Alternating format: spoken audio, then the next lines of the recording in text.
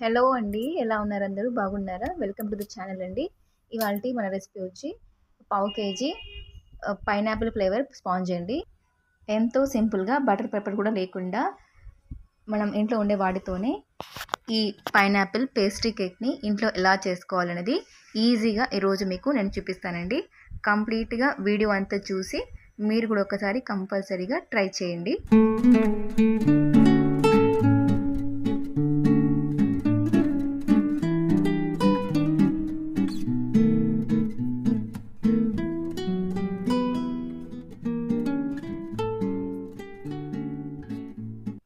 ఒక గిన్నెలో చల్లబెట్టుకొని అందులో పావు కప్ మైదా, పావు టీ స్పూన్‌లో హాఫ్ బేకింగ్ సోడా, పావు టీ స్పూన్ బేకింగ్ పౌడర్ వేసుకోవాలండి.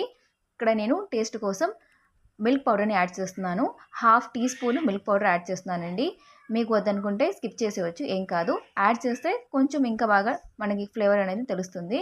ఆ డిఫరెన్స్ కూడా మీరు తెలుసుకోవచ్చు అనమాట. జల్లెడ పట్టుకున్న తర్వాత దీన్ని పక్కన పెట్టుకోవాలండి.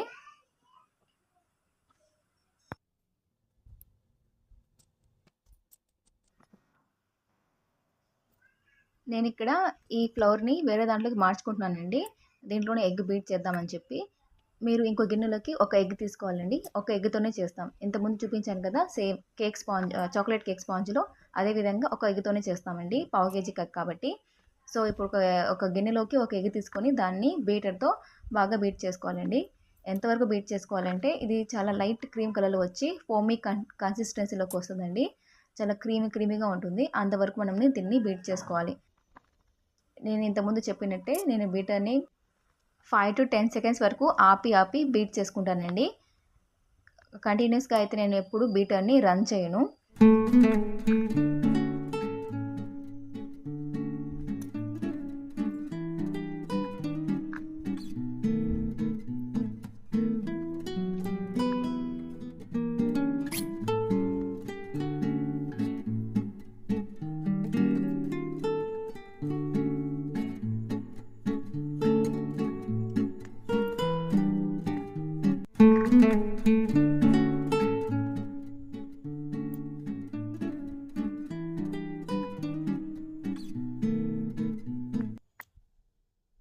చూసారు కదా, కొంచెం ఫోమీగా అయిందండి. ఇప్పుడు దీంట్లోకి నేను మైదా ఏదైతే తీసుకున్నామో అదే సేమ్ కప్పుతో, అంటే పావు కప్పుతో షుగర్ పౌడర్‌ని తీసుకుంటున్నానండి. షుగర్ పౌడర్‌ని సగం వేసాను.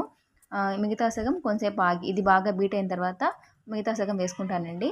ఫస్ట్ సగం వేసిన తర్వాత ఆ చక్కెర అంతా కరిగేంత వరకు బాగా బీట్ చేసుకున్న తర్వాతే మీరు మిగతా రిమైనింగ్ అనేది వేసుకోవాలి. ఈ షుగర్‌ని కూడా మొత్తం బాగా కరిగిపోయేంత వరకు మనం బాగా వీటిని బీట్ చేసుకోవాలండి.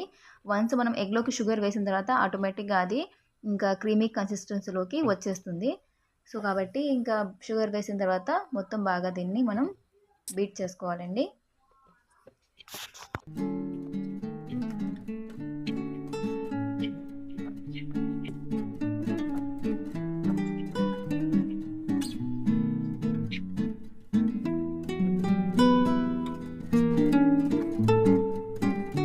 నేను బీటర్‌ని ఇక్కడ మధ్యలో ఆపి రన్ చేస్తాను కాబట్టి నాకు ఇది కంపల్సరీగా 4-5 మినిట్స్ అయితే పడుతుందండి.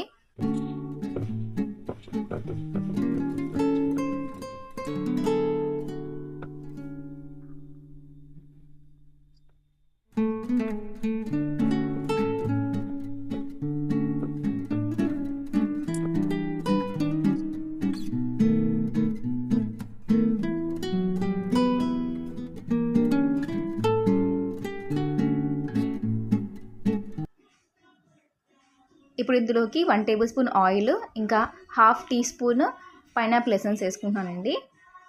వేసుకున్న తర్వాత ఒకసారి బాగా దీన్ని మిక్స్ చేసుకోవాలి. మొత్తం ఆయిల్ ఇంకా ఎసెన్స్ మొత్తం బాగా కలిసేటట్టుగా మిక్స్ చేసుకోవాలండి. ఇప్పుడు ఇందులోకి మనం ముందుగా జల్లించి పెట్టుకున్నాం కదా, ఆ కేక్ ఫ్లవర్ ఉంది కదండి, దాన్ని ఇప్పుడు వేసుకుంటున్నాను. ఒకేసారి కాకుండా బ్యాచెస్గా వేసుకోవాలి. ఫస్ట్ కొంచెం వేసిన తర్వాత అది మొత్తం మిక్స్ అయ్యేంత వరకు మనం బాగా కలిపిన తర్వాత మిగతాది కూడా వేయాలండి. ఇది కట్ అండ్ ఫోల్డ్ మెథడ్లో కలుపుతాం కాబట్టి ఫస్ట్ కొంచెం వేసి అది మొత్తం కలిసిన తర్వాతే ఇంకా మిగతా మిక్చర్ కూడా ఇందులో వేసి కలుపుకోవాలండి.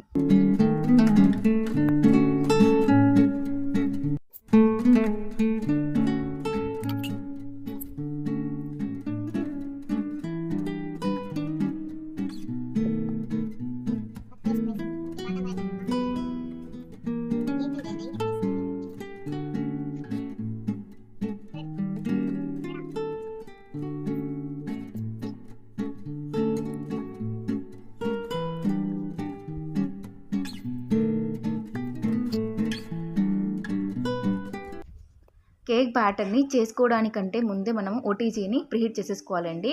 ఒకసారి కేక్ బ్యాటర్ అంతా రెడీ అయిన తర్వాత ఆ కేక్ బ్యాటర్ని ఎక్కువసేపు బయట అనేది పెట్టకూడదు. అందుకే మనం ఓటీజీని కంపల్సరీగా ప్రీహీట్ చేసుకోవాలి. లేదా గ్యాస్ మీద బేక్ చేస్తున్నా కానీ గ్యాస్ని అదే దేంట్లో అయితే మనం బేక్ చేయాలనుకుంటున్నామో ఆ టిన్ని వేసుకొని ఆ గిన్నెని పెట్టుకొని దాన్ని ఒక 5 మినిట్స్ 10 మినిట్స్ లో ఫ్లేమ్లో పెట్టి దాన్ని హీట్ చేసుకోవాలి. చేసిన బ్యాటర్ని టిన్లోకి అయితే ట్రాన్స్ఫర్ చేసుకుంటున్నానండి.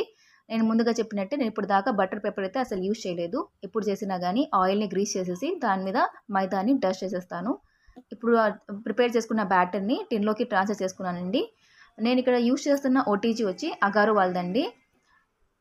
అగారో ఓటీజీలో నేను కేక్స్ అనేది బేక్ చేస్తున్నాను ప్రజెంట్. ఇంతకుముందు ఎల్జీ కన్వెన్షన్ అవెన్లో కూడా బేక్ చేశాను. ప్రజెంట్ అయితే అగారోనే యూజ్ చేస్తున్నాను ఎక్కువగా.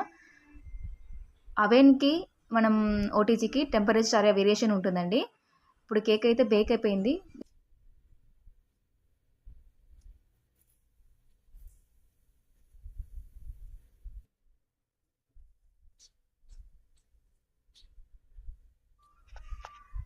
ఇప్పుడు డీమోల్డ్ చేయడానికి ఒకసారి మనం చాక్తో కానీ లేదా స్పూన్తో కానీ సైడ్స్ అంతా ఒకసారి స్క్రాప్ చేసుకోవాలండి. స్క్రాప్ చేసుకుంటే ఏంటంటే కొంచెం ఈజీగా మనకు కేక్ అనేది డీమోల్డ్ అవడానికి ఛాన్సెస్ ఉంటాయి.